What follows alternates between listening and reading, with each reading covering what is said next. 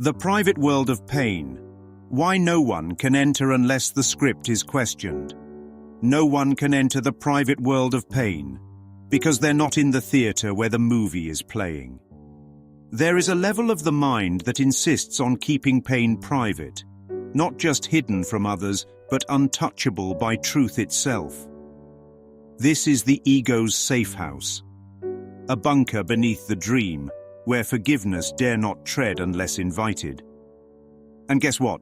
The ego never sends that invitation, because it doesn't want witnesses. This is the private world of pain, not because others wouldn't enter, but because the script is so personalized, so tightly cast, that only the author of the pain, the director, the actor, the screenwriter, the editor, the lighting crew, and the audience can understand what's going on.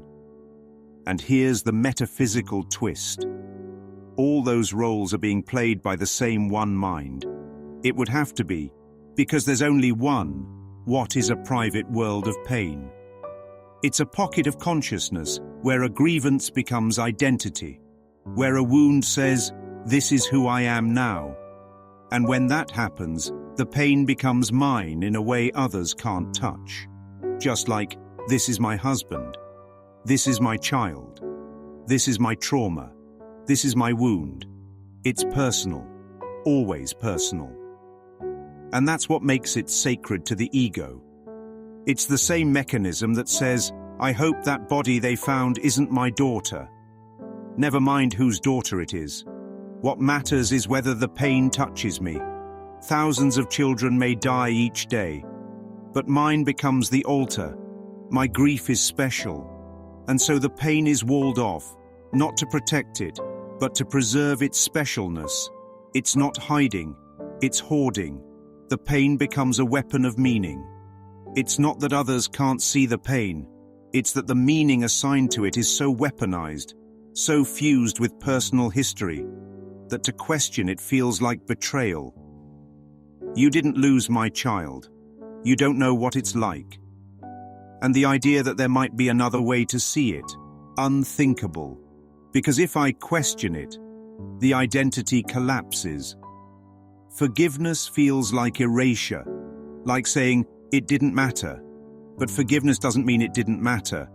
It means it didn't happen the way I thought it did. Examples of the private script, the grieving parent. You don't understand. And they're right, because they won't let it be understood. The pain must stay unique, or the identity collapses. The betrayed lover. I gave him everything. But did you, or did you give what you thought he should want? The sentence wasn't finished. I gave him everything I wanted to give. And now that it's gone, he has to suffer too. If I let this go, I'll look stupid. So I won't let it go. He's got to feel what I feel, because I gave him all this and now I don't have it. But giving and receiving are one. What wasn't given in love wasn't received at all. The veteran with invisible scars.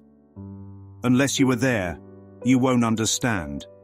Which means, don't even try. Now the experience becomes unshareable.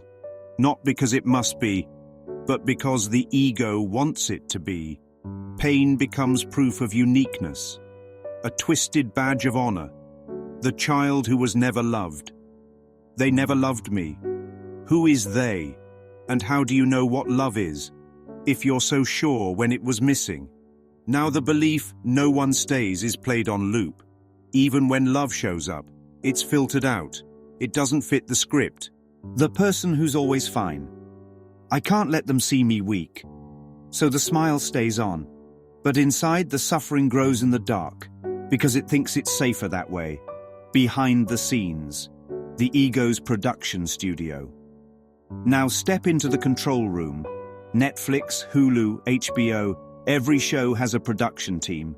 Directors, producers, lighting, wardrobe, editing, score. Same with suffering. The ego has a full staff working overtime. That one moment of pain, boom, backstory loads in. Music swells. Camera zooms. Tears fall on cue. And when the episode ends, the mind re-watches it, on demand. Replay, loop, syndication. We binge-watch our trauma. We quote the worst parts like scripture. We memorize every scene. And we never question the credits. Decision-making mind. This isn't happening to the mind. It's being chosen by the mind. Every private pain has a purpose. It's there to protect the separate self. It's the ego's insurance policy against healing. Because if it hurts, I must be right. And if I'm right, I get to stay separate. And if I'm separate, I get to be me. But there's another way. There's always another way. The only question is, am I willing to look? Why can't anyone enter? Because it's not just a locked room. It's a locked room inside a locked house, built on a street that doesn't exist. Unless the script is questioned, no one can enter. Because the moment forgiveness walks in, the whole house collapses. The entire production folds. The story disbands. The roles dissolve. The movie ends. And the Son of God remembers. This was never real. I just wrote a movie and forgot it was fiction. I believed in pain because I believed in separation. But nothing happened. I remain as God created me,